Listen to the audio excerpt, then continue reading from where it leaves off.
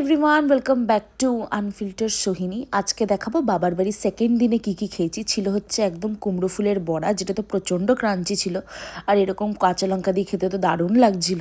তারপরে বাবা আনিয়েছিল হচ্ছে ইলিশ মাছ, আর যেটা তো অনেক দিন পর আমি খেলাম। নর্মালি আমাদের এখানে ভালো ইলিশ মাছ পাওয়া যায় না বলে আমি খাই না, বাট এরকম যখন ইলিশ মাছের তেলটা দিয়ে ভাতটা মাখলাম আর ইলিশ মাছটা খেলাম, বিশ্বাস করো পুরো অমৃত লাগছিল। তারপরে বাবা যেহেতু মাছ খেতে খুব ভালোবাসে, তো আমাদেরকেও প্রায় মাছ খাওয়ায়। নাহলে অনেস্টলি এরকম ইলিশ মাছ আর চিংড়ি মাছ খেতে তো আমার খুবই ভালো লাগে, ভেটকি মাছও আমার খুব ফেভারিট, বাট বাকি মাছ আমি খুব একটা খাই না। এটা ছিল হচ্ছে একদম গলদা চিংড়ির মালাইকারি, আর মাসি এর মধ্যে নারকেলের দুধ দিয়ে এত সুন্দর করে একটা গ্রেভিটা বানিয়েছিল, ভীষণ ভালো খেতে ছিল। আজকের খাবারগুলো খেয়ে তো মনটা একদম ভরে গেছে। মাছই মাছ, যদিও আমি মাছ খুব একটা পছন্দ করি না, বাট এই ধরনের মাছ কিন্তু মন্দও লাগে না। চলো আজকের ব্লগটা এইটুকুই। ওকে, বাই।